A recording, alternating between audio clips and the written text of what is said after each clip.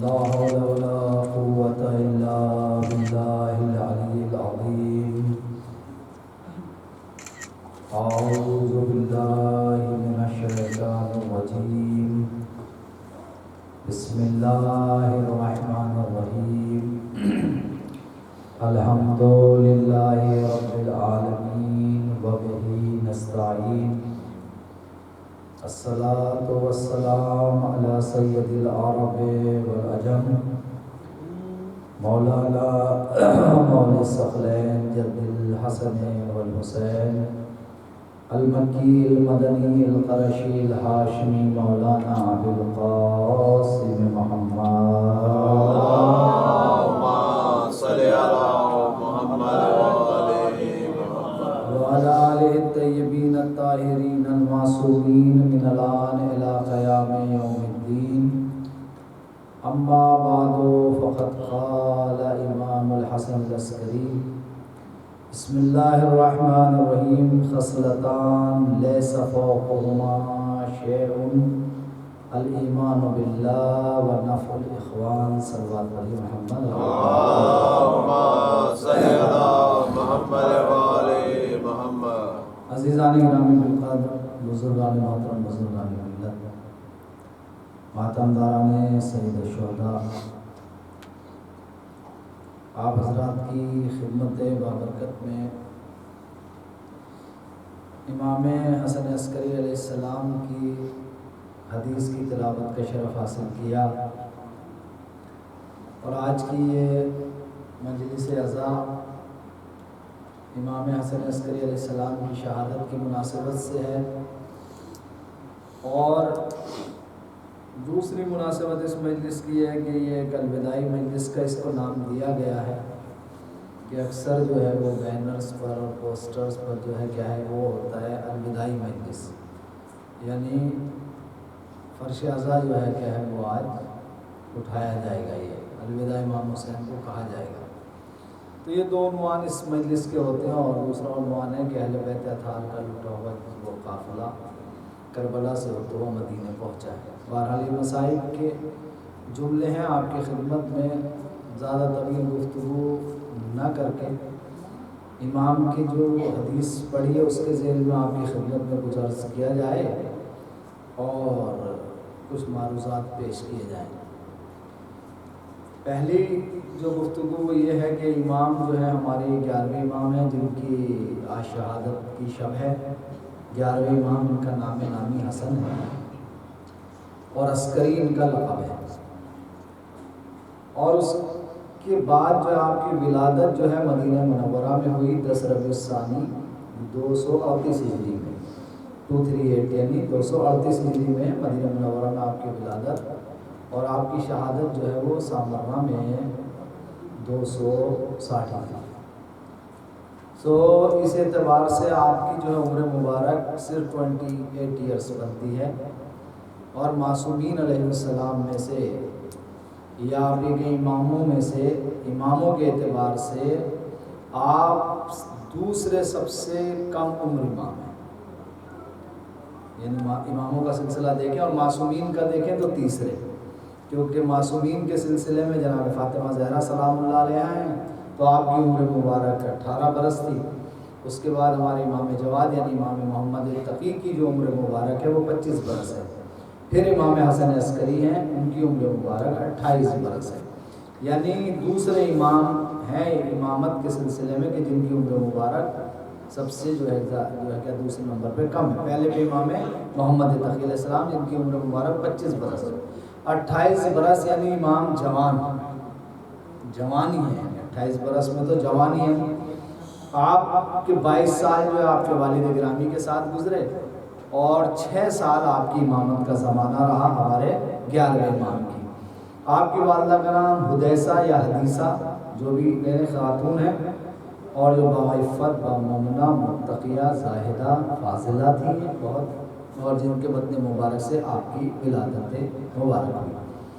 بہرحال یہ تھوڑا سا خاکہ تھا جس کو میں نے اپنے جو ہے اعتبار سے جس اعتبار سے ہم چل رہے ہیں اسی اعتبار سے آپ کی خدمت میں نے عرض کر دیا۔ اب حدیث ہے امام کی، خصلتان لیسا فوقہما شیء، امام فرماتے ہیں ہمارے 11ویں امام، خصلتان لیس فوقہما شیء، یعنی 2 خصلتیں ایسی ہیں کہ جن کے اوپر کوئی شے نہیں ہے.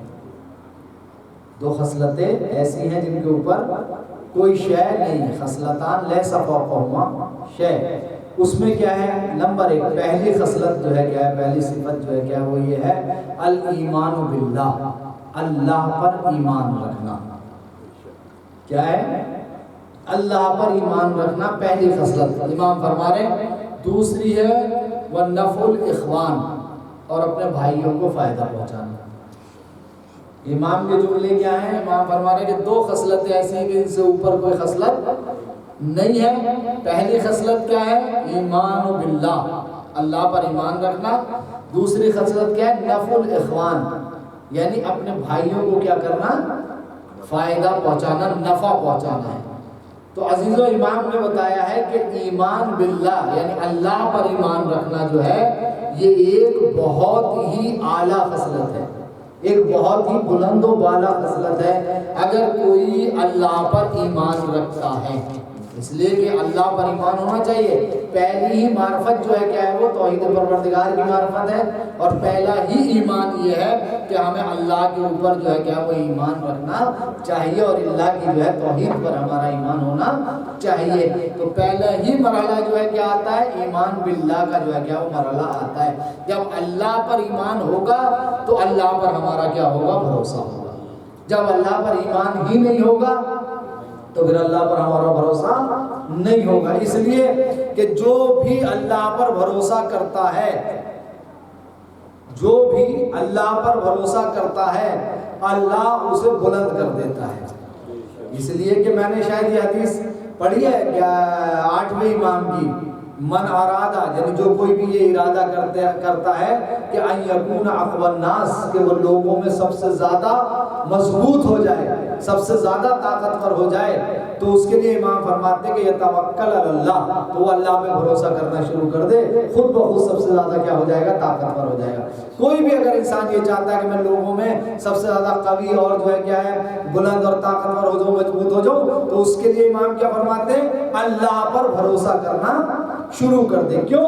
اس لیے کہ جو بھی اللہ پر بھروسہ کرتا ہے تو پھر اسے اللہ جو ہے نیچا نہیں رکھتا، پھر اسے کیا کر دیتا ہے؟ بلند کر دیتا ہے. اس لیے کہ احادیث ہیں، روایتیں ہیں کہ جو بھی چیز ہے وہ اللہ کے ہاتھ میں ہے. عزت ہے تو اللہ کے ہاتھ میں ہے، ذلت ہے تو اللہ کے ہاتھ میں ہے. تو اللہ پر ایمان ہونا چاہیے، اللہ پر بھروسہ ہونا چاہیے. اسی بات سے بات کو ملا دوں میں آپ کی خدمت میں نے خطبہ جمعہ میں یہ جملے جو ہے پڑھے ہیں، جیسا کہ مجھے یاد آ رہا ہے.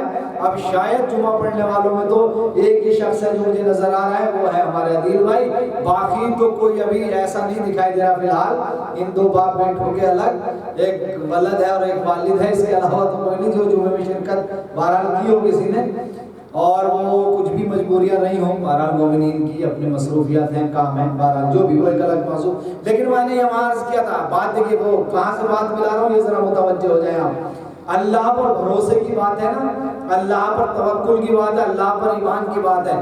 جو بھی کچھ ہے وہ اللہ ہی جو ہے کیا ہے وہ کرتا ہے. یعنی مثلا کیا ہے، عزت بھی اللہ دیتا ہے اور ذلت بھی جو ہے کیا ہے وہ اللہ دیتا ہے نا.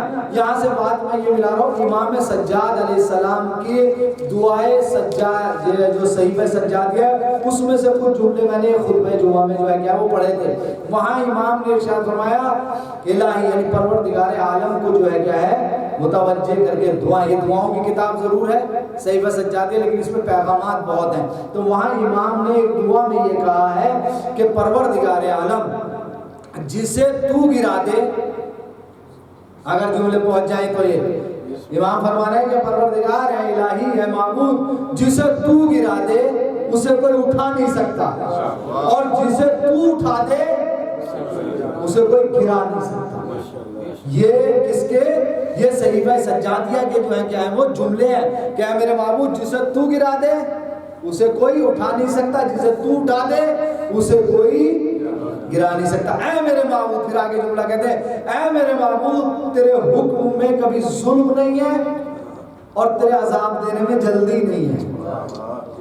جو بھی تو حکم دیتا ہے وہاں تو ظلم نہیں کرتا، اور جو ہے تو جو ہے کیا عذاب دینے میں جو ہے کیا ہے وہ جلدی نہیں کرتا. امام فرما رہے ہیں چوتھے امام کے جملے آپ کی سمجھ رہے ہیں. اللہ پر ایمان ہونا چاہیے, اللہ پہ بھروسہ ہونا چاہیے, اللہ پہ توکل ہونا چاہیے, اس لیے کہ جسے اللہ اٹھا دیتا ہے اسے کوئی گرا نہیں سکتا, جسے اللہ گرا دیتا ہے اسے کوئی اٹھا نہیں سکتا.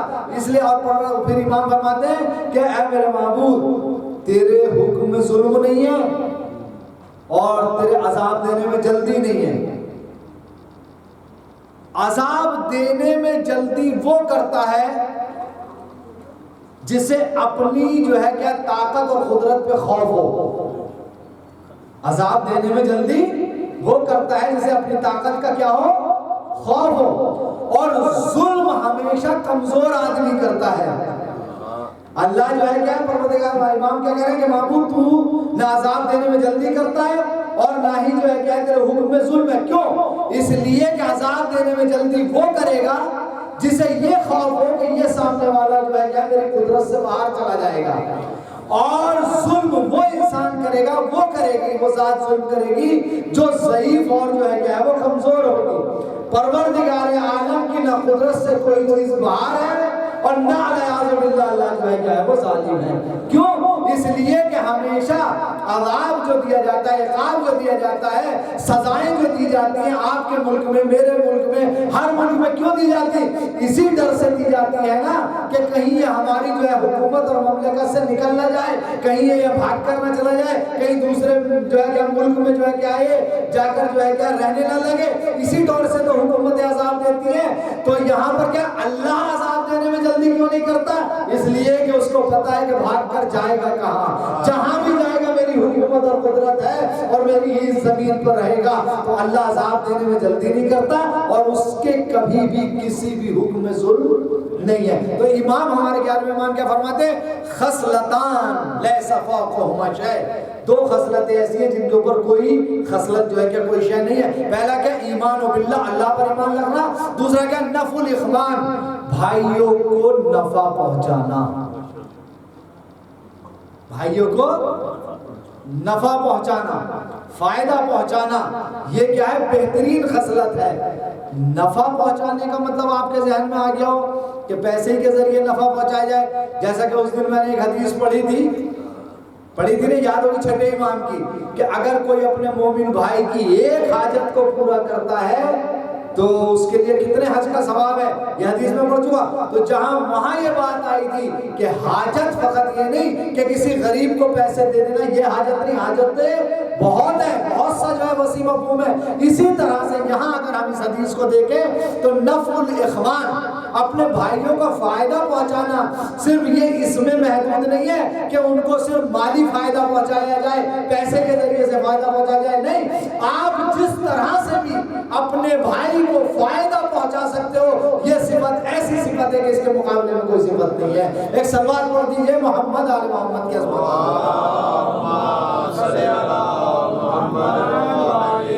تو امام نے جو ہے کیا ایک حدیث یہ ہے, ایک حدیث اور ہے, میں اور بھی جو ہے کیا امام کی جو ہے کیا پڑھ دوں اگر آپ جو ہے ایک سلوات کا سہارا اور جو ہے کیا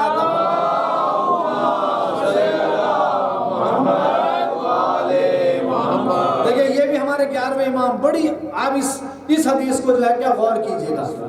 خیر و اخوانوں کا من نسع ذنبک, خیر و اخوانوں کا تمہارا بہترین بھائی وہ ہے من نسع ذنبک, جو تمہاری غلطی کو بھول جائے. اگر آپ توجہ کریں اس پر, خیر اخوانوں کا یعنی تمہارا بہترین جو ہے کیا ہے وہ بھائی کون ہے؟ من نسع ذنبک, جو تمہاری غلطی کو, تمہارے گناہ کو, تمہاری برائی کو جو ہے کیا ہے وہ بھول جائے.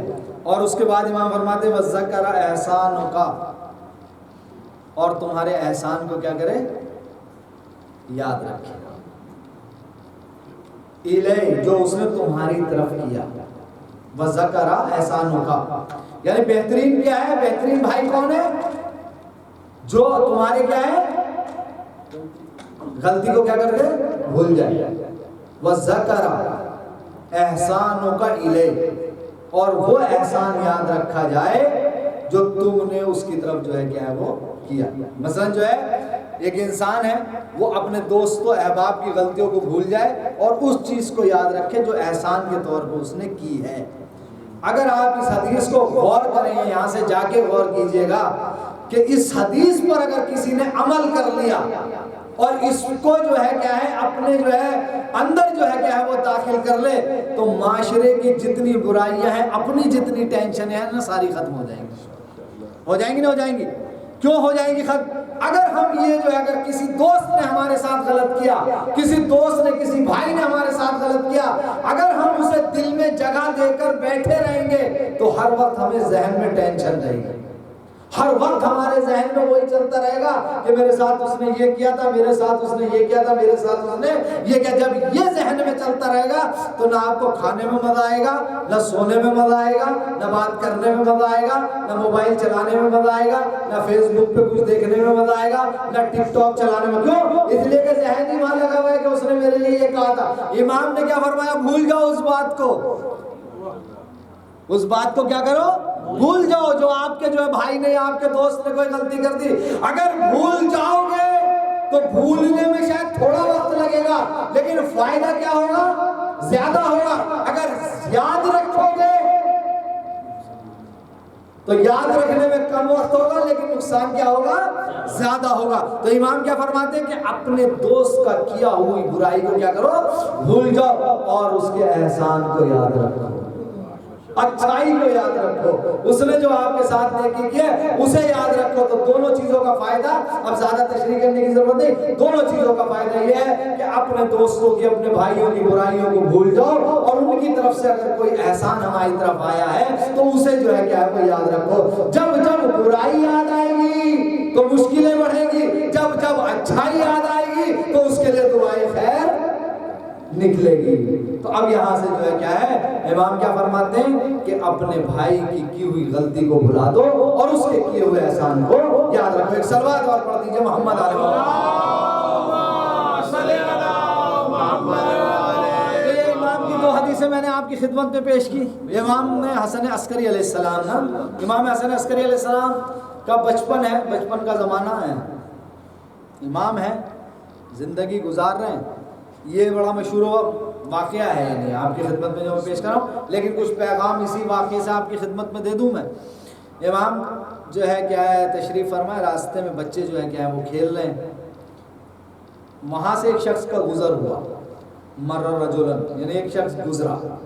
یہاں پر بہت سی کتابوں میں لکھا ہے کہ جناب بہلول کا گزر ہوا، آپ دیکھیں گے اردو کتابوں میں، لیکن عربی کتابوں میں یہ نہیں ہے، مطلب بہلول کا نام نہیں ہے، وہاں خالی یہ لکھا ہوا ہے مر رجلن، ایک آدمی گزرا، بہلول کا نام ہے۔ کیونکہ جناب بہلول کا جہاں تک مجھے جو ہے کیا پڑھا ہے میں نے، مجھے ذہن میں امام موسیٰ کاظم تک جو ہے آپ کے جو ہے حالات جو ہے وہ ملتے ہیں تاریخ میں نا، امام حسن عسکری تک جو ہے کہ آپ کے حالات جو ہے وہ نہیں ملتے۔ تو وہاں ہے مر رجلن، ایک شخص گزر رہا ہے، امام کھڑے ہیں اور کچھ بچے جو ہے کیا وہ کھیل رہے ہیں۔ تو شخص نے امام سے سوال کیا کہ آپ نہیں کھیل رہے، آپ نہیں کھیل رہے، آپ بچے ہیں، آپ کیوں نہیں کھیل رہے؟ تو امام نے ایک ہی جواب دیا، پڑھا یہ جو ہے قرآن کی جو ہے آیت کے اعتبار سے، امام نے کہا کہ پروردگار عالم نے ہمیں عبث پیدا نہیں کیا ہے، ہمیں جو ہے عبث پیدا نہیں کیا ہے، یعنی ہمیں بیکار پیدا نہیں کیا، ہمیں کھیلنے کودنے کے لیے پیدا نہیں، یعنی عبث کا لفظ ہے یعنی بیکار ہمیں پیدا نہیں کیا۔ پھر اللہ نے ہمیں کیوں پیدا کیا؟ وما خلقت الجن والانس الا لیعبدون، جن اور انس کو پیدا ہی نہیں کیا گیا مگر کس لیے؟ عبادت کے لیے پیدا کیا گیا نا۔ تو کیا کہا کہ ہمیں جو ہے بیکار پیدا نہیں کیا گیا بلکہ کس لیے پیدا ہوئے؟ ہم عبادت کے لیے پیدا ہوئے۔ تو امام نے کیا جملہ کہا؟ امام نے کوئی جملہ نہیں کہا، فقط اتنا کہا کہ ہم بیکار پیدا نہیں ہوئے، یعنی امام نے قیامت تک کے لیے پیغام یہ دے دیا کہ کوئی یہ نہ سمجھے کہ ہماری خلقت جو ہے عبث ہے، بیکار ہے، ہم با ہدف پیدا ہوئے ہیں، با مقصد پیدا ہوئے ہیں۔ ہمارے پیدا کرنے کا اللہ نے جو ہمیں پیدا کیا ہے کوئی مقصد ہے، کوئی ہدف ہے، اور قرآن نے کیا بتا دیا کہ تمہیں پیدا کرنے کا ہدف عبادت ہے۔ تمہیں پیدا کرنے کا ہدف جو ہے کیا ہے وہ بندگی پروردگار ہے کہ تم اس کی پروردگار کی بندگی کرو۔ اب میں تھوڑا سا جملوں کو جو ہے بڑھا کر بات کو جو ہے کہ آگے بڑھا دوں۔ اب یہاں کہا کہ عبادت کے لیے پیدا کیا، عبث پیدا نہیں کیا، تو اس کا مطلب یہ ہوا کہ ہمیں جو اپنی زندگی گزارنی ہے وہ عبادت الہی میں گزارنی ہے۔ عبادت میں ہماری زندگی ہونی چاہیے، عبادت کے باہر ہماری زندگی نہیں ہونی چاہیے۔ مطلب کیا، پھر تھوڑا آسان کر دوں جملے کو، یعنی ہماری زندگی بندگی پروردگار میں گزرے تاکہ پتہ چلے کہ ہم کسی اور کے بندے نہیں ہیں بلکہ اللہ کے بندے ہیں اور اسی کی بندگی ہم انجام دے رہے ہیں۔ تو ہماری زندگی کیا گزرنی چاہیے؟ بندگی پروردگار میں گزرنی چاہیے، عبادت میں گزرنی چاہیے۔ اب عبادت کے بھی مفہوم کو محدود نہ کیا جائے کہ کوئی یہ کہنے لگے کہ عبادت میں گزرے، نماز ہی پڑھتے ہوئے گزار دیں، روزہ رکھتے ہوئے ہی گزار دیں، یا جو حج کرتے ہوئے ساری زندگی گزار دیں، خانہ کعبہ کے پاس جا کے مصلی بچھا لیں اور وہیں جو ہے کیا زندگی گزاریں، وہاں سے بڑھیا عبادت کیا ہوگی؟ تو خالی عبادت کا مفہوم اس میں محدود نہیں ہے کہ آپ نمازیں جا کے خالی پڑھیں اور روزے ہی جو ہے کیا سال کے 365 دن جو ہے کیا روزے ہی رکھتے چلے جائیں اور اس کے علاوہ کچھ کریں نہیں عزیزو، عبادت کا مفہوم اگر ہم دیکھیں گے تو عبادت کا بہت مفہوم ہے، ایک بڑا وسیع مفہوم ہے۔ بلکہ جملے کو سمیٹ کے یہ کہہ دوں کہ آپ جو بھی کام رضائے پروردگار کے لیے کریں وہی عبادت ہے۔ جو بھی کام ہے آپ اگر پروردگار کی مرضی کے لیے کر رہے ہیں تو وہی آپ کے لیے کیا ہے؟ عبادت ہے۔ آپ گھر سے چلے امام بارگاہ کے لیے، اگر مرضی پروردگار کے لیے ہے تو یہی عبادت ہے۔ لیکن اگر آپ یہ مرضی پروردگار کے اعتبار سے نہیں آئے ہیں تو پھر کوئی یہاں آنے کا کوئی فائدہ نہیں ہے۔ اب آتے ہیں لوگ، آپ کے یہاں بھی آتے ہیں، پاکستان میں انڈیا میں بھی آتے ہیں، ایسے لوگ دیکھنے میں آئے ہیں کہ جو فقط امام بارگاہوں کے باہر کھڑے ہو کر چلے جاتے ہیں، انہیں یہی نہیں پتا چلتا کہ فرش اعظم کہاں بچھی ہوئی ہے، فرش اعظم پر آ کر کون بیٹھا ہے۔ اب یہاں میں ایک جملہ کہتا ہوں، ایک مولانا انڈیا میں وہ کہتے ہیں کہ عزاداروں کا دو طرح کا مجمع ہے، ایک مجمع موبائل والا ہے، ایک مجمع مولا والا ہے۔ یعنی بڑا اچھا جملہ ہے یہ ان کا مولانا کا، خدا انہوں نے کہا کہ یہ جو عزادار آتے ہیں دو طرح کے عزادار ہوتے ہیں، ایک موبائل والے عزادار، ایک مولا والے عزادار۔ موبائل والے عزادار امام بارگاہ کے باہر موبائل چلا کے واپس ہو جاتے ہیں، اور مولا والے جو عزادار ہوتے ہیں وہ شہزادی جب فرش اعظم پہ آتی ہے تو وہاں آ کر بیٹھتے ہیں۔ ایک صلوات پڑھ دیجئے محمد آل محمد کیا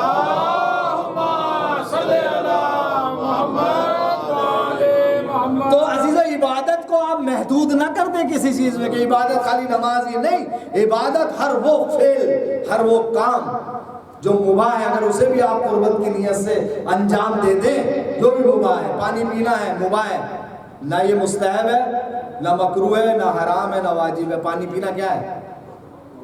مباح ہے۔ اگر آپ یہ پی رہے ہیں میں قربت اللہ پانی پی رہا ہوں، اس کا بھی ثواب مل جائے گا۔ کپڑے آپ دھو رہے ہیں اپنے، اگر قربت اللہ کی نیت کر لیں وہاں بھی ثواب ملے گا۔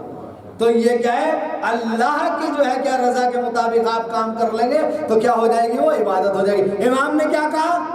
امام نے کیا کہا کہ ہم عبث پیدا نہیں ہوئے ہیں بلکہ عبادت کے لیے پیدا ہوئے ہیں۔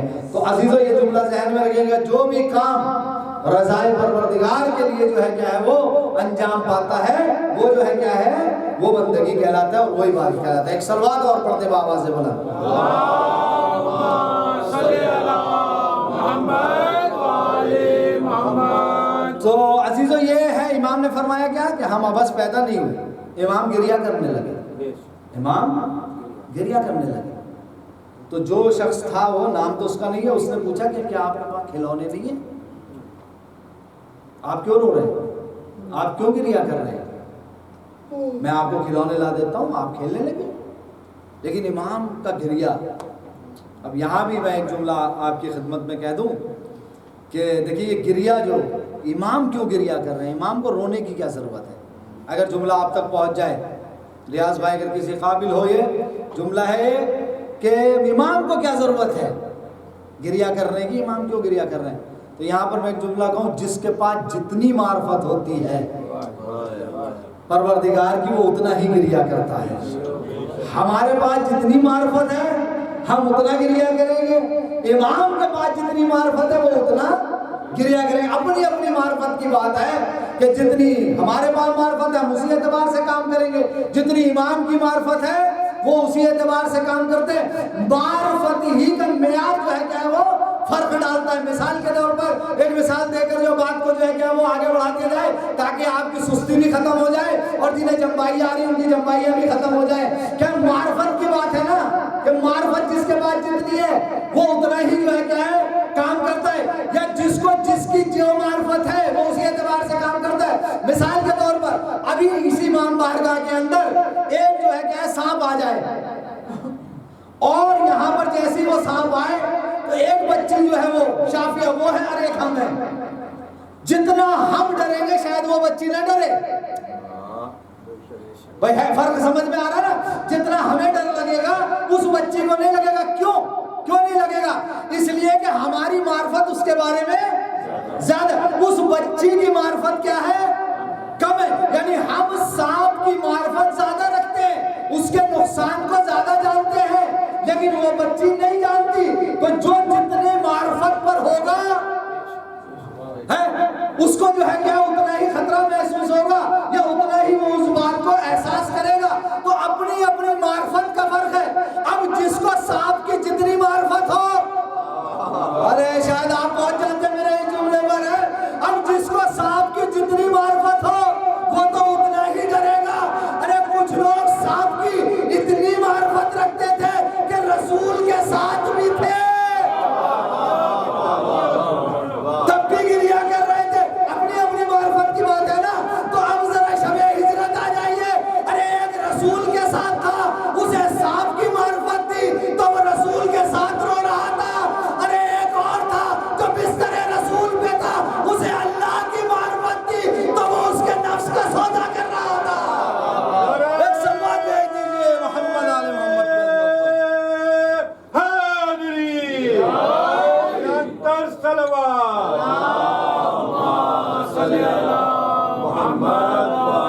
ہے بھائی. جس کو جس کی معرفت ہے, کس کو بہت سو سانپ کی زیادہ معرفت تھی تو وہ رسول کے ساتھ رہ کے بھی ڈر رہے تھے, لیکن جسے اللہ کی معرفت تھی وہ بستر رسول پہ سو کے بھی جو ہے نفس پروردگار کا سودا کر رہا ہے. تو معرفتوں کا فرق ہے. تو کیا کہ امام رو رہے گریا کر رہے ہیں, یعنی معرفت ہے امام کی ہم سے زیادہ معرفت ہے, اسی اس میں جو ہے کیا امام گریا کر رہے ہیں. امام کا جو ہے کیا ہے زمانہ جو ہے امامت کا بھی میں نے عرض کیا کہ 6 سال ہے. 22 سال آپ نے اپنے والد گرامی کے ساتھ گزارے ہیں, تو 6 سال جو ہے کیا ہے امام کا جو ہے کیا وہ زمانہ. حسن بن ظریف کے نام سے جو ہے ایک واقعہ ملتا ہے علم امامت کے حوالے سے کہ حسن ابن ظریف جو ہے کیا وہ امام کو جو ہے کیا ہے کچھ لکھتا ہے, خط لکھتا ہے. اس میں وہ ایک چیز لکھتا ہے کہ یہ بتائیے مولا کہ جب آپ کے جو ہے کیا فرزند آئیں گے مہدی اجل اللہ تعالیٰ فرجہ شریف, تو ان کا دور کیسا ہوگا, ان کا حکومت کا دور کیسا ہوگا, یعنی کیسے حکومت ہوگی. تو امام نے جو ہے کیا ہے اس کے جواب میں لکھا کہ عدل و انصاف ہوگا, علم امامت سے فیصلے ہوں گے, گواہوں کی کوئی ضرورت, شہادتوں کی ضرورت ہی نہیں پڑے گی. کیوں؟ اس لیے کہ امام تو دل کے راز کو جانتے ہوں. امام نے یہ جملے لکھے. اب وہاں جملہ لکھتے ہیں امام نے اس کو جب جواب لکھا خط میں, امام نے کہا کہ سنو تم نے یہ اس سوال کے لیے جو ہے مجھے خط نہیں لکھا تھا, نامہ نہیں لکھا تھا, بلکہ تم نے تو یہ لکھا تھا کہ بخار کے لیے کیا کروں, میرا بخار کیسے اترے. تم نے تو اس لیے جو ہے کیا ہے وہ مجھے نامہ لکھا تھا. اب امام نے اگلا جملہ لکھا کہ اگر بخار نہیں اتر رہا ہے تو قرآن کی یہ آیت جو ہے کیا ہے لکھ کر گلے میں ڈالو, یا نارو کونی بردم و سلام علی ابراہیم, کہ جب تم یہ آیت لکھو گے اور اپنے گلے میں ڈال لو گے تو تمہیں بخار نہیں آئے گا. تو عزیزوں کیسے ہمیں پیغام نہیں ملا. امام نے ایک ہی آیت میں بتا دیا کہ اگر خدا نہ خاصہ آپ کو بخار آ جائے تو پریشان مت ہو, قرآن کی آیت کو لکھو اور گلے میں ڈال لو, اللہ اسی آیت کے طفیل میں شفا دے دے گا. ایک صلوات اور پڑھ دیجئے محمد علی محمد یا نارو کونی بردم و سلام علی ابراہیم. تو یہ جو ہے کیا امام کا علم ہے, یہ امام کا علم ہے. امام کی فضیلتیں بیان ہو رہی ہیں, صحابیوں کا مجمع ہے, بہت سارے لوگ جو ہے بیٹھے امام کی فضیلت جو ہے کیا وہ بیان کر رہے ہیں، ایک شخص اسی بزم میں بیٹھا جسے ہضم نہیں ہو رہی۔ اہل بیت کی فضیلتیں سب کو ہضم نہیں ہوتی۔ ہاں یہ بھی جو ہے کیا ہے، اس کے لیے بھی ایک الگ موضوع ہے تو خیر، لیکن ایک دم سے جو ہے کیا ہے ہضم لوگ کر نہیں پاتے اہل بیت کی فضیلتیں۔ وہاں بھی ایسے ہی تو مجمع ہے، امام کی فضیلتیں بیان ہو رہی، اب وہ برداشت نہیں کر پا رہا، جب اس سے رکا نہیں گیا تو وہ پھٹ گیا اور کہنے لگا ایسے آپ کے امام میں اتنی کیا وہ ہے، خاصیتیں کیا ہے، آپ کے امام اتنے بافضیلت ہیں۔ تو سب جو چاہنے والے تھے وہ کہنے لگے ہاں ہمارے امام اتنے ہی بافضیلت ہیں، ہمارے امام اتنے ہی بافضیلت ہیں۔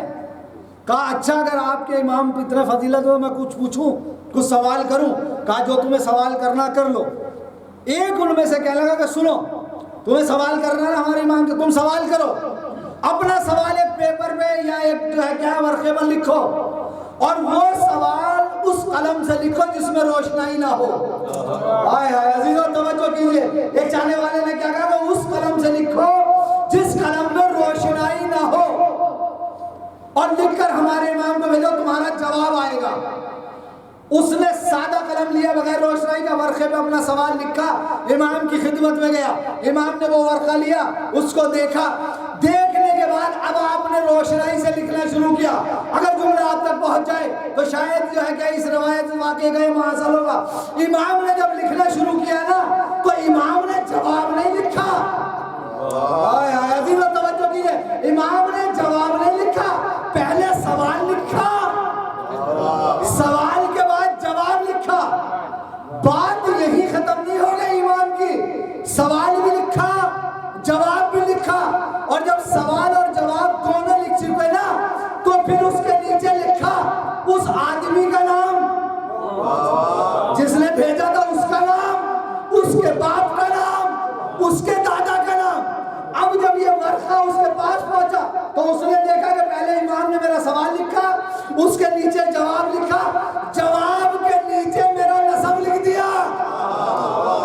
کیا لکھ دیا؟ جواب کے نیچے نسب لکھ دیا۔ اب جیسے اس نے پڑھا تو وہ ایمان لے کر آ گیا، اس نے کچھ کہا نہیں، اس نے کچھ کہا نہیں، وہ فوراً کیا ہوا؟ ایمان لے کر آ گیا۔ یعنی مطلب کیا ہوا؟ اب اس کے دل میں اہل بیت کی محبت جاگ اٹھی، وہ اہل بیت سے محبت کرنے لگا۔ تو اب میں یہاں پر ایک ہی جملہ کہتا ہوں، ارے امام نے نسب لکھا ہی اس لیے تھا۔ صلوات پڑھ دیجئے محمد آل محمد کی عظمت۔ شاید امام نے نسب ہی اس لیے لکھا ہو کہ بھائی تو صحیح النسب ہے، کچھ رکاوٹیں ہیں کہ تیرے دل میں ہماری محبت نہیں آ رہی ہے۔ لیکن اس نے جب نسب لکھا گیا تو اس نے پلٹ کر کوئی جملہ نہیں کہا کہ صحیح نہیں لکھا ہے غلط، صحیح لکھا، امام نے جو بھی لکھا صحیح۔ تو یہ ہے علم امامت۔ کس کا امام؟ ہمارے 11ویں امام کا جو ہے کیا ہے وہ علم ہے۔ ایسے بہت سے واقعات ہیں، اسحاق قدی کا واقعہ ہے۔ ایک اور واقعہ، امام جو ہے کیا بیٹھے تشریف فرمائے، مختلف زبانوں میں گفتگو کر رہے ہیں امام، مختلف زبانوں میں۔ ایک نے پوچھ لیا کہ یہ ہر زبان میں گفتگو کر رہے ہیں؟ کہا ہاں یہ تو ہر زبان میں گفتگو کر سکتے، جیسے جس زبان میں سوال ہے اسی زبان میں جو ہے کیا جواب ہے، جو جہاں کا رہنے والا ہے یہ جو ہے وہاں کے جو ہے کیا اعتبار سے جو ہے کیا جواب دیتے ہیں۔ تو کہا اچھا ہر زبان میں؟ تو پھر ایک کہنے لگا کہ یہ صرف انسانوں کی زبان نہیں، یہ جانوروں کی زبان بھی سمجھتے ہیں۔ کبھی تم یہ سمجھ لو کہ یہ صرف انسانوں کی نہیں، جانوروں کی زبانیں بھی سمجھتے ہیں۔ اور ایسے اماموں کے بہت سے واقعات ہیں۔ امام رضا کا وہ جو زامن آہو امام رضا کو کہا جاتا ہے، وہ جو ہے روایت آپ کی خدمت میں ہے۔ اور جو ہے کہ اور بھی جو ہے کیا روایت امام رضا کی ایک اور روایت ہے، امام سجاد کی، وہ جو ہے کیا ہے خیر خان شام کی روایت ہے کہ جب ہرنی نے آپ سے کلام کیا تھا، امام رضا سے ہرنی نے کلام کیا۔ اور بھی جو ہے بہت سی روایت ہے کہ امام یہ نہیں کہ صرف انسانوں کی جو ہے کیا زبان کو سمجھتے ہیں، وہ جتنی کائنات میں جو ہے انسان ہو، جانور ہو، چرند ہو، پرند ہو، سب کی زبانوں کو جو ہے کیا ہے امام جو ہے کیا ہے وہ سمجھتے ہیں۔ تو امام کیا؟ امام سب کی زبانوں میں ان کو جواب دے رہے، ان سے جو ہے کیا ہے وہ گفتگو کر رہے۔ اب یہاں پر میں ایک جملہ کہنا چاہتا ہوں اور بات جو ہے کیا ختم کرنا چاہتا ہوں۔ امام کتنی زبانیں، جتنے مختلف لوگ ہیں ان مختلف لوگوں کے سامنے گفتگو امام کر رہے ہیں۔ اب جو لوگ یہ کہتے ہیں کہ رسول کو اپنے دور میں زبانوں کے ترجمے ترجمے کی ضرورت پڑتی تھی وہ اپنے پاس ٹرانسلیٹر رکھتے تھے. اب بہت سے لوگوں کا رسول کے بارے میں یہ عقیدہ ہے کہ رسول پڑھنا لکھنا نہیں جانتے تھے, بلکہ کیا کرتے تھے وہ اپنے ساتھ ٹرانسلیٹر یعنی ترجمان رکھتے تھے. اب جس ملک کا بھی آتا تھا وہ ٹرانسلیٹر رسول کو ترجمہ کر کے بتاتا تھا. اگر ہمارے ائمہ کی تاریخ پڑھی ہوتی اور تاریخ اسلام نظروں سے گزری ہوتی تو سمجھ میں آ جاتا ارے جس رسول کے وسیع 70 یا 75 یا ہزاروں زبانوں میں کلام کر سکتے ہیں تو ان کا نبی کتنی زبانوں میں کلام کر سکتا ہے, جس سے یہ علم جو ہے ٹرانسفر ہو کر آئے ہیں, جس سے یہ علم جو ہے کیا وہ منتقل ہو کر آئے. یہ ہے ہمارے امام, یہ ہے ہمارے اماموں کی زندگی ہے, یہ ہے ہمارے اماموں کی سیرت. تو امام حسن عسکری علیہ السلام کی شہادت کی شب ہے آج. آپ کی شہادت کس دن میں؟ 8 ربیع الاول 260 ہجری میں. آپ کا عمر مبارک جو ہے کیا وہ 28 برس. اب عزیزو تقریباً جو ہے 40 منٹ قریب ہو گئی نا مجلس, 7:45 سے شروع ہوئی تھی. ایک اب دوسری مناسبت بھی آئی ہے, ذرا سا تھوڑا سا بس اس طرف کر کے پھر مسائل. مجلس کا نام دادا دیا جاتا ہے کیا؟ الوداعی مجلس. الوداع کہنا ہے امام حسین کو. عزیزو کالے کپڑے اتار کے رکھ دینا یہ امام کو الوداع نہیں کہنا ہے کہ ہم جائیں گے یہاں سے کالے کپڑے اتار کے دے الوداع امام حسین ختم. میں تو کہتا ہوں یہ الوداع کا دن نہیں ہے, امام حسین کی عزا کا الوداع کا دن نہیں ہے. یہ دن ہے ہمارے اپنے تجزیہ کرنے کا دن ہے, اپنے اندر جو ہے دھیان دینے کا دن ہے, اپنے اندر غور و فکر کرنے کا دن ہے کہ ہم نے 2 مہینے 8 دن میں کیا سیکھا. یہ نہیں کہ ہم نے امام حسین کو الوداع کر دیا ختم. کیوں؟ اگر ہم یہ والی سوچ رہے کہ الوداع امام حسین ہو گئے تو اس کا مطلب یہ ہے کہ ہم تو رسمی طور پر کر رہے تھے, آ رہے تھے کہ ہمارے دادا آبا و اجداد اس کام کو کر رہے تھے, ہم بھی چل رہے ہیں. ہم یہاں جاپان میں یہاں کر رہے ہیں, ہمارے برادران جو پاکستان میں وہاں کر رہے ہیں, جو کسی ملک میں. اگر رسمن یہ سب ہو رہا ہے تو پھر ہم نے 2 مہینے 8 دن میں کچھ بھی نہیں سیکھا. میں کہتا ہوں ہمیں تجزیہ کرنا, آج جب ہم گھر کو جائیں نا واپس تو ہمیں واقعی تجزیہ کرنا چاہیے کہ یہ جو 2 مہینے 8 دن گزارے ہیں ہم نے امام حسین کے غم میں, اس لیے گزاریں گے امام بارگاہ جائیں گے, بہترین بریانی کھا لیں گے, قورمہ کھا لیں گے, یہ کر لیں گے, وہ باتیں کر لیں گے. کہ اگر اس لیے گزارے ہیں تو پھر ان 2 مہینے 8 دن کا کچھ بھی فائدہ نہیں ہوگا. اور اگر ہم نے واقعاً کربلا کو کربلا سمجھ کے گزارے ہیں, اب جو میں کہنے جا رہا ہوں اگر کسی پہ برا نہ گزرے, اگر ہم واقعی امام حسین پہ یوں گریا کر رہے ہیں کہ امام حسین علیہ السلام نے سجدے میں سر کٹا دیا ہے اس لیے گریا کر رہے ہیں, اور جب امام حسین کے سجدے کی مظلومی میں اگر کوئی انسان رو رہا ہے اور پھر وہ سجدہ نہیں کر رہا تو پھر رسمن جو ہے ہم یہاں آئے تھے. آذان علی اکبر کے وقت جو ہے کیا ہے ہم گریا کر رہے ہیں, اور آذان علی اکبر کے وقت اگر ہم ماتم کر رہے ہیں اور صبح کی نماز میں اگر ہم نہیں ہیں تو پھر ہم رسم ہی ادا کرنے آئے تھے, امام حسین کی عزاداری کرنے نہیں آئے تھے. وہ رسم ہے فقط کہ آذان علی اکبر پر جو ہے کیا ہے وہ ہم گریا کر رہے ہیں. ایک مولانا جو ہے کیا وہ پاکستان میں پڑھ رہے تھے کہ ان سے کسی نے یہ بتایا کہ کہیں آذان علی اکبر کی مجلس ہوئی تھی تو وہاں آذان علی اکبر کے ٹائم ایک بڑا مجمع تھا, لیکن جب نماز کا وقت ہوا نا تو اس مسجد کا پیش نماز اور مؤذن ہی تھے. اگر یہ صحیح ہے تو پھر ہم نے 2 مہینے 8 دن کیا کیا؟ کچھ بھی نہیں, کوئی فائدہ نہیں ہے. کیا کیا ہم نے 2 مہینے 8 دن؟ اگر صرف یہ کہ آذان علی اکبر کی مجلس کی اور جب اذان ہوئی اور نماز صبح اسٹارٹ ہوئی تو وہاں اب کوئی بھی نہیں تھا. جناب زینب کی بے پردگی پر رونے والی محترم خواتین جنہوں نے دی بھر کے گریا کیا ہے, اب ان کے اگر سروں سے چادریں نہیں ہیں, ان کے سروں پہ پردہ نہیں ہے, تو میں کہتا ہوں کہ وہ امام کی عزا کرنے نہیں آئی تھی بلکہ کیا رسم ادا کرنے آئی تھی. ورنہ جناب زینب کے پردے پر رونے کا ثواب کیا رہا, کیا ملا درس؟ تو میں تو عزیزو یہی جملے بس آپ کی خدمت میں عرض کروں گا کہ آج ہمیں محاسبہ کرنا ہے. آج اپنا تجزیہ کرنا ہے جا کے کہ یہ 2 مہینے 8 دن جو فرش عذاب پہ گزارے تو ہم نے کیا سیکھا؟ آیا کربلا سے کچھ ہمیں ملا ہے یا فقط ہم نے لنگر کھا کے باتیں کر کے ایک دوسرے کے حال و احوال سن کے اور اپنے آبا و اجداد کی رسم کو ادا کر کے ہم خوش ہو رہے ہیں کہ ہم نے حسین کو الوداع کہہ دیا؟ وہ حسین ہماری زندگیوں سے نکل ہی نہیں سکتے، حسین ہماری زندگیوں سے الوداع نہیں کہہ سکتے، کیونکہ جب تک ہماری زندگی میں حسین نہیں ہوں گے تو پھر کیا بچا؟ تو میں پھر تکرار کر رہا ہوں، آج محاسبہ کرنا چاہیے، یا جہاں بھی میری یہ آواز جا رہی ہے اس سوشل میڈیا کے ذریعے اسے واقعی محاسبہ کرے وہ جب 8 ربیع الاول کے جہاں جہاں پروگرام ختم ہو جائیں یا آج کی رات جو ہے کہ واقعی سوچے کہ فقط یہ 2 مہینے 8 دن اسی اس میں گزارے ہم نے یا کربلا کو کچھ سمجھ کے یا کربلا سے ہم نے درس لے کے گزارے، عبادت ہم نے انجام دی اس طرح جیسے کربلا والے عبادت انجام دے رہے ہیں؟ آیا حق کہنے کی طاقت ہمارے اندر آئی؟ آیا باطل سے ٹکرانے کی طاقت ہمارے اندر آئی؟ کیا ہم اتنا سمجھ پائے 2 مہینے 8 دن میں کہ حق کدھر ہے اور باطل کدھر ہے؟ کیا حق گوئی ہم کہہ سکتے ہیں؟ کیا اپنے آپ کو غیبتوں سے بچا لیا؟ کیا اپنے آپ کو جھوٹ سے بچا لیا؟ کیا اپنے آپ کو وعدہ خلافی سے ہم نے بچا لیا؟ اگر یہ سب نہیں آیا ہے، یہ نہیں آیا ہمارے اندر، جھوٹ بھی بول رہے، نماز نہیں پڑھ رہے، سجدہ نہیں کر رہے، غیبتیں نہیں کر رہے، حرام حلال کچھ فرق ہمارے اندر اگر نہیں آیا ہے تو عزیزوں پھر ہم نے عزاداری نہیں کی، ہم نے کوئی کربلا کا مقصد حاصل نہیں کیا، بس ہم نے اپنی رسم ادا کی ہے، اور میں کہتا ہوں رسمیں ادا کرنے سے ہمیں کامیابی ملنے والی نہیں ہے، فلاح اور بہبود بھی ہماری ہونے والی نہیں ہے۔ رسمیں ادا نہ ہو،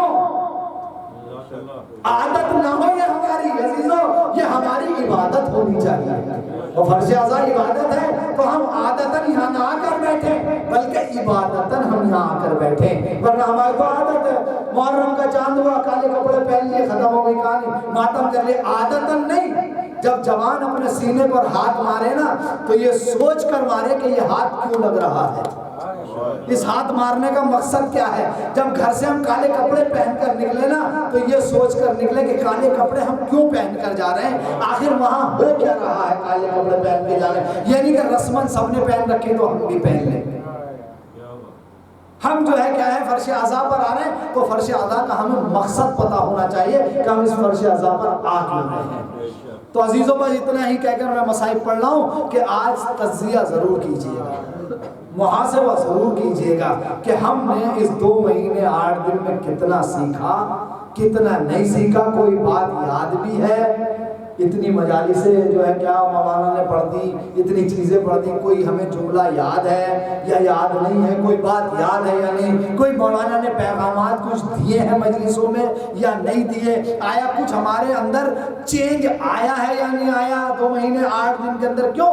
اس لیے کہ جس کے ذہن میں حسین آ گیا نا تو پھر وہ انسان بدل جاتا ہے۔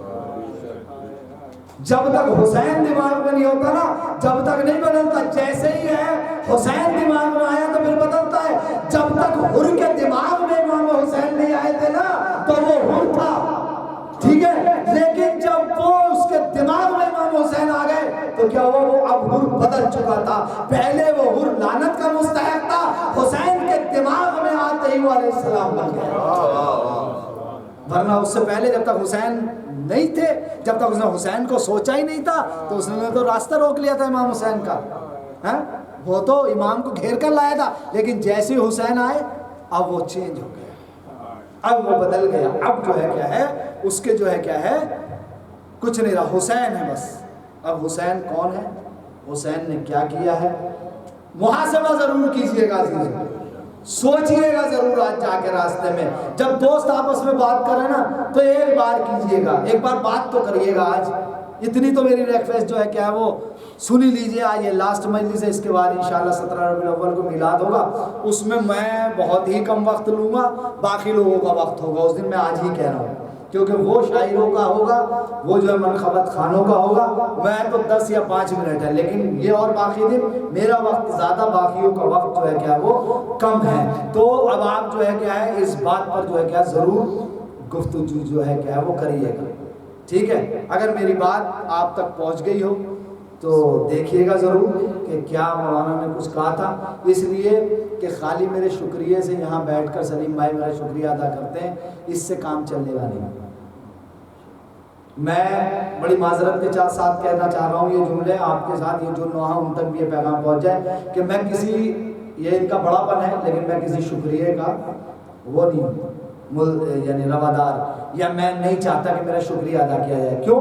اس لیے کہ میں یہاں آپ کے لیے نہیں آیا ہوں، آپ کے شکریہ بٹورنے نہیں آیا ہوں، میں آیا ہوں جس ڈیوٹی کے لیے مجھے معین کیا گیا ہے، اور میں جتنی اپنی طاقت ہے میری اس اعتبار سے پوری کوشش کر کے آپ کو جو ہے کیا ہے وہ میں جو بھی ہوتا ہے اہل بیت کا جو درس ہے وہ آپ تک پہنچاتا ہوں۔ اور وہ یہ ہے کہ مجھے شکریہ نہیں، بس میرے اوپر نظر کرم ہو جائے شہزادی کی، اس سے بڑا شکریہ میرے اوپر کچھ نہیں ہوگا نا۔ تو یہ تو ان کا بڑا پن ہے سلیم بھائی کا، آپ لوگوں کی اتنی محبتیں دیتے ہیں آپ مجھے، لیکن شکریہ اصل جو ہے کیا ہمیں ادا کرنا چاہیے کہ ہمیں اللہ نے چنا ہے کہ ہم خدمت اہل بیت کو انجام دے رہے ہیں۔ آپ کو اللہ نے چنا ہے کہ آپ فرش عزا پر آ رہے ہیں اور امام حسین پر آنسو بہا رہے ہیں، اس لیے کہ حسین پہ آنسو بہانا بہت ثواب رکھتا ہے، اس لیے کہ حسین پہ جب آنسو بہائے جاتے ہیں، حسین پہ جب گریہ کیا جاتا ہے تو ایک ماں ہے جو ایک رومال لے کر آتی ہے اور ہر عزادار کے سامنے جاتی ہے، اور وہی آنسو جو ہماری آنکھ سے حسین کے نام پر گرتے ہیں وہی آنسو جو ہے کہ ہماری بخشش کا ذریعہ قرار پائیں گے۔ اس لیے کہ جب امام کی ماں سیدہ فاطمہ زہرا آ کر اپنے آنسوؤں میں عزاداروں کے جو ہے کہ آنسو لیتی ہیں اپنے رومال میں، تو یہ جناب سیدہ کو سکون ملتا ہے۔ اس لیے کہ رسول نے کہا تھا اے بیٹی فاطمہ، ارے اللہ ایک ایسی قوم کو پیدا کرے گا جس کے جوان تیرے جوانوں پہ روئیں گے، جس کے بچے تیرے بچوں پہ روئیں گے، جس کے بوڑھے تیرے بوڑھوں پہ روئیں گے، جس کی عورتیں تیری عورتوں پر روئیں گی، تمہارے گھر کی خواتین پر روئیں گی۔ تو عزیزو یہ شرف اللہ نے ہم ہی کو دیا ہے کہ ہم حسین پر گریہ کر رہے ہیں، ہم حسین پر رو رہے ہیں۔ آج دو مناسبتیں ہیں، ہمارا 11واں امام ہم سے جدا ہو گیا، ارے وہ 28 رجب کا قافلہ آج مدینے میں واپس آ گیا۔ عزیزو ہمارے 11ویں امام کو زہر دے دیا گیا، معتمد عباسی نے کھانے میں زہر دیا، امام کا غلام ہے، امام پر زہر کا اثر ہونے لگا۔ روایت یہ بتاتی ہے کہ پہلی ربیع الاول کو امام کو زہر دیا گیا، اور یہ پہلی ربیع الاول بھی بڑی مصیبت کی تاریخ ہے۔ فاطمہ پہ چلتا ہوا دروازہ گرایا گیا، یہی پہلی ربیع الاول تھی۔ شہزادی کا پہلو شکستہ ہوا، یہ پہلی ربیع الاول تھی۔ جناب محسن کی شہادت